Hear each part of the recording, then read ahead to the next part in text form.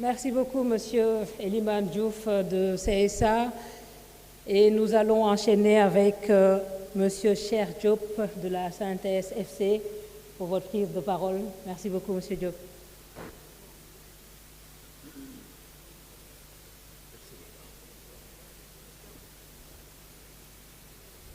Excellences, Monsieur le Premier ministre, Mesdames, Messieurs les membres du gouvernement, camarades secrétaires généraux, camarades responsables des organisations syndicales, Mesdames, Messieurs, chers invités. Excellences, Monsieur le Premier ministre, de tous les gouvernements que j'ai eu à pratiquer dans ma carrière syndicale, la vôtre, c'est avec le vôtre plutôt, que je suis plus à l'aise. Plus à l'aise parce que ce que je dis et ce que je fais, vous le connaissez et comprenez mieux que moi. Excellence, même si je parle à demi-mot, vous me comprendrez. C'est pourquoi je suis à l'aise en m'adressant à votre gouvernement. Je ne vais pas faire de cette rencontre un 1er mai bis, en reprenant ipso facto toutes les revendications que nous avons consignées dans notre plateforme. Je suis en phase avec le camarade Eliman que l'agenda qui a été modifié, nous n'avons pas été associés. Mais soit parce que tous les camarades qui ont pris ici la parole expriment les préoccupations que nous avons. Seulement, il y a des secrétaires généraux de centrales dans cette salle qui avaient souhaité prendre la parole, mais puisque nous n'avons pas été associés au protocole, on n'a pas pu faire quelque chose. Excellences, l'avènement de votre gouvernement a trouvé une situation syndicale extrêmement difficile. Un dialogue social que je qualifie de dialogue social de restitution. Le mouvement syndical sénégalais, pendant des années, ne porte que des revendications de restitution. Des accords qui sont signés dans des secteurs stratégiques comme l'éducation, la santé et dans d'autres secteurs, accords qui ne sont pas respectés. Le passif social d'entreprises du secteur public qui ont été fermés et qui n'ont pas liquidé le droit des travailleurs, comme ceux du nettoiement, la SIAS, AMA et même la SOTRAC.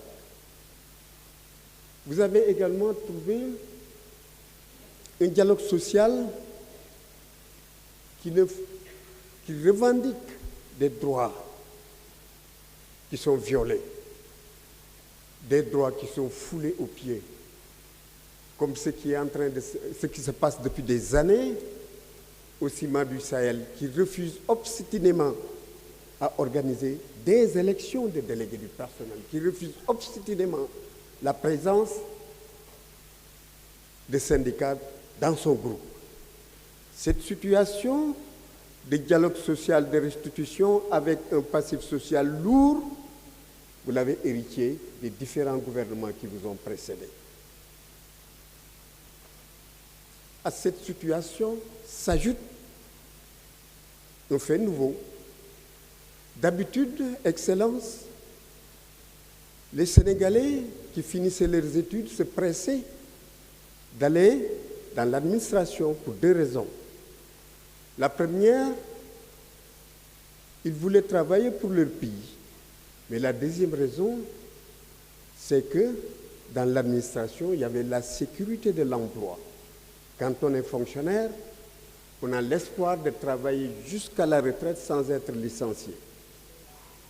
Aujourd'hui, la difficulté, c'était dans le secteur privé. On se battait pour le respect de nos accords, on se battait pour les violations des droits, les licenciements abusifs. Mais à présent, nous avons l'impression que la tendance s'est renversée.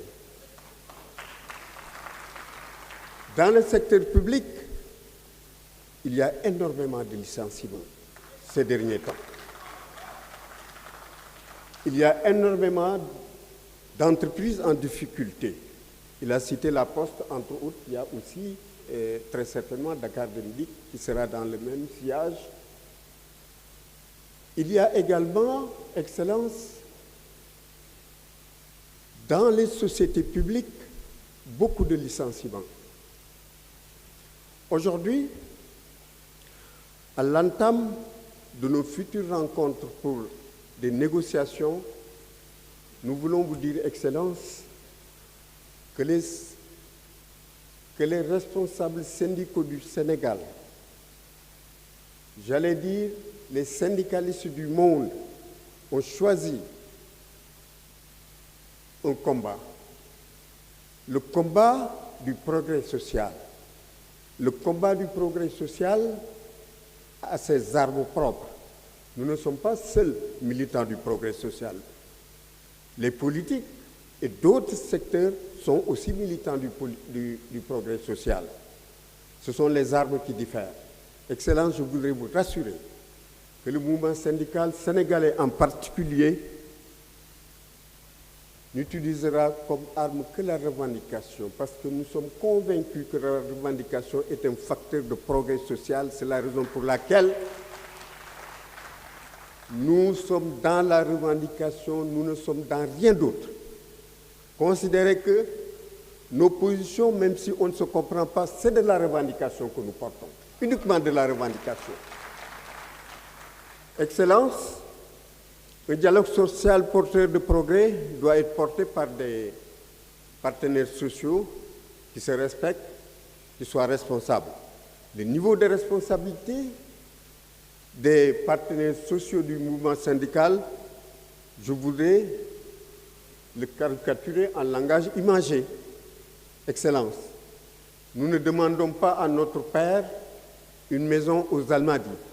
Nous lui demandons de nous aider à éteindre notre maison de banlieue qui prend feu. La situation du pays, nous en sommes conscients. Mais nous voudrions aussi que la situation des travailleurs soit parmi les priorités. La situation des travailleurs, en plus du passif social dont j'ai fait allusion tout à l'heure, que nous devons travailler à apurer. En plus de ça, dans beaucoup de départements ministériels, nous enregistrons des licenciements. Dans beaucoup d'entreprises, je ne vais pas aller dans les détails, dans beaucoup d'entreprises du secteur public, nous avons des licenciements. Nous voulons appeler à un dialogue social qui tente de trouver des solutions à toutes ces difficultés du monde du travail, dans le secteur de la santé, de l'éducation également. Excellence, nous voulons un dialogue social porteur de progrès. Un dialogue social porteur de progrès, c'est un dialogue social qui porte sur des revendications de conquête. Le mouvement syndical sénégalais n'a plus le temps de porter des revendications de conquête. Nos salaires sont assez faibles, augmentez-les. Nos conditions de travail sont difficiles, rectifiées. Nous ne portons que des revendications de restitution, tout ce qui nous a été confisqué et que nous courons derrière. Nous voulons, avec l'avènement de votre gouvernement, renverser la tendance de ce dialogue social de restitution en un dialogue social de conquête. Ce dialogue social-là qui est porteur de progrès. Et notre mission, c'est le progrès social. Je vous remercie.